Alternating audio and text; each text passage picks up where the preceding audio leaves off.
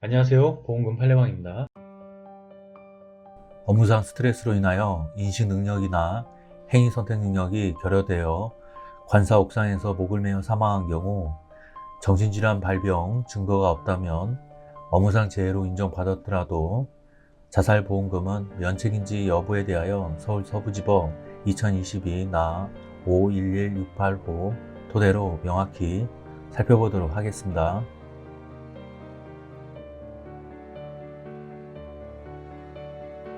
기초사실,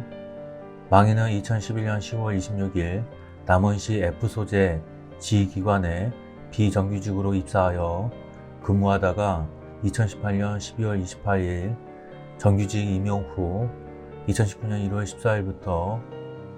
H사무소에서 재난안전과 소속으로 다른 직원 임용과 함께 탐방객 통제, 안전사고 예방 및 구조 업무 등을 수행하였습니다. 망인은 휴무일인 2019년 5월 21일 19시 30분에서 19시 46분경 관사 L동 옥상 쪽에 있는 승강기 기계실 입구에서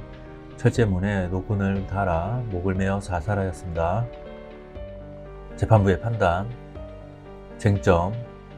심신상실 등으로 자유로운 의사결정을 할 수 없는 상태에서의 보험사고 발생 여부, 유리한 사실 내지 사정, 망인은 지기관에서 근무하였던 2018년 7월 16일 M 마을 앞 계곡에서 중년 남성의 익사사고를 목격하였고 2019년 1월부터 H사무소에서 신설부서인 재난안전과에 배치되어 근무하던 중 2019년 3월 1일 젊은 남성이 N하단에서 자살하는 사고를 목격하였던 점, 망인은 휴무일에도 위 사고 직후 출근하여 다른 동료들과 함께 위 사망 사건에 대한 업무 처리를 하였던 점, 망인은 2019년 1월부터 재난안전과에 배치되어 근무하면서 새로운 업무 습득,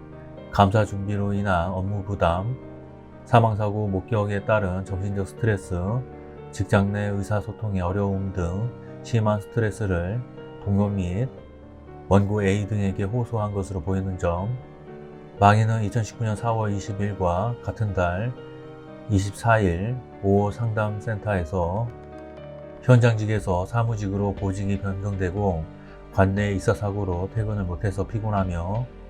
행정문서 지시로는 원하는 대로 안되고 현장에서 최소한 2명이 있어야 하지만 1명이 근무하여 불만이 있으며 업무 파악이 너무 어렵고 일이 서툴러 압박감과 무의미함을 호소하면서 각 2-3시간 정도 상담하였던 것으로 보이는 점, 망인은 가족과 떨어져 관사에서 직장 동료 P와 함께 거주하던 중 휴무일 저녁 무렵 옥상에 올라가 유서를 남기지 않고 자살하였던 점, 경찰 내사 보고서에 망인이 우울증으로 자살한 것으로 추정하고 근로복지공단 산하 광주 업무상 질병 판정위원회에서도 망인이 업무로 인한 불안감과 극심한 스트레스 속에서 정신적 인식 능력이나 행위 선택 능력, 정신적인 억제력이 결여되거나 현저히 저하되어 합리적인 판단을 기대할 수 없는 상태에서 자살을 한 것으로 판단하고 망인의 사망을 산업재해보상보험법 제37조 제2항에 의한 업무상 재해로 인정하였던 점 등의 사정들이 인정되기는 합니다. 불리한 사실 내지 사정, 그러나 망인이 자살할 당시 자유로운 의사결정 능력이 감소 내지 제한된 상태였던 것으로 보이기는 하나 앞서 인정한 사정 및 원고들이 제출한 증거들만으로는 자살 당시 자살의 감행 여부, 결과에 대하여 스스로 변별할 수 없는 심신상실 등으로 자유로운 의사결정을 할 수 없는 상태에서 자살을 하였다고 단정하기 어렵고 달리 이를 인정할 만한 뚜렷한 증거가 없습니다. 상세한 이유는 다음과 같습니다. 망인이 원고 A나 직장 동료에게 업무 관련 스트레스를 호소하였거나 사망하기 약 1개월 전 상담센터에서의 상담 내용 등에 비추어 업무 수행 중 우울증 등의 정신질환이 발병하였다고 볼 여지는 있으나 망인의 우울증 등의 정신질환에 관한 진단 내지 치료에 관한 자료가 없어 그 정도를 알 수 없는 이 사건에서 망인의 우울증 등의 정신질환 상태가 사망 직전에 극도로 악화되었다고 단정하기 어렵습니다. 오히려 망인은 자살하기 하루 전에 정상 출근하여 근무하였고 자동차 구매 계약을 체결하기도 하였습니다.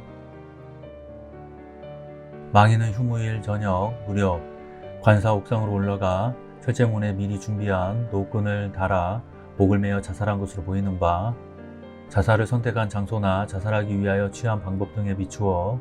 망인이 자기의 생명을 끊는다는 것을 제대로 의식하지 못하거나 이를 의도하지 않은 상태에서 목을 맸다고 보기 어렵습니다. 이 사건 이전에 망인의 2차례 자살 시도 관련 자료는 명확하지 않습니다. 2019년 4월경 첫 번째 자살 시기로 특정하기 어렵고 2019년 4월 29일 망인의 휴무일에 발생한 교통사고도 실제 자살의 방법으로 실행된 것인지 명확하지 않습니다.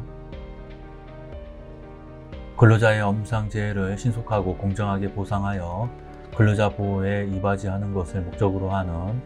산재법상의 산재보험은 그 본질적인 성격이 업무상 재해를 입은 근로자의 생존권 확보에 있는 사회보험제도로 기본적으로 상법상 보험회사가 제공하는 보험상품을 선택하고 보장 내용과 약관에 동의하여 체결하는 보험계약에 따른 법률관계와는 그 제도의 취지나 목적 및 성질이 다릅니다. 산재법 제37조 제2항 같은 법 시행령 제36조에 의하면 고의자살을 업무상 재해로 보는 예외적인 사유를 정상적인 인식 능력이 뚜렷하게 저하된 상태에서 한 행위로 발생한 경우로서 업무상 사유로 발생한 정신질환으로 치료를 받았거나 받고 있는 사람이 정신적 이상 상태에서 자해 행위를 한 경우 그 밖에 업무상 사유로 인한 정신적 이상 상태에서 자해 행위를 하였다는 상당 인과관계가 인정되는 경우를 들고 있습니다. 이 사건 보험계약에서 면책약관의 예외 사항으로 정한 요건은 심신상실 등으로 자유로운 의사결정을 할 수 없는 상태인데, 이는 산재법 및 같은 법 시행령의 요건인 정상적인 인식 능력 등이 뚜렷하게 저하된 상태,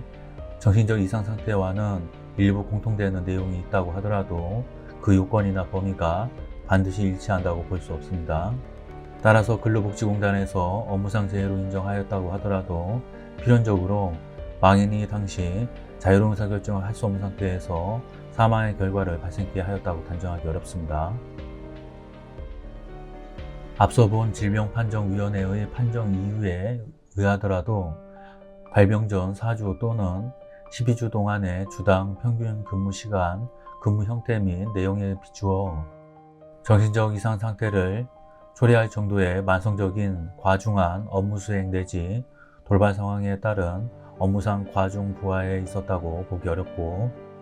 망인의 특별한 개인적 스트레스 요인은 확인되지 않았으며 망인의 정신질환의 유무 내지 정도에 관한 의사에 의한 별도의 의학적 소견도 제시되지 않았습니다. 결론적으로 보험회사는 수익자에게 상해사망보험금을 지급할 의무가 없습니다. 마치겠습니다. 긴 시간 시청해주신 점 고맙습니다.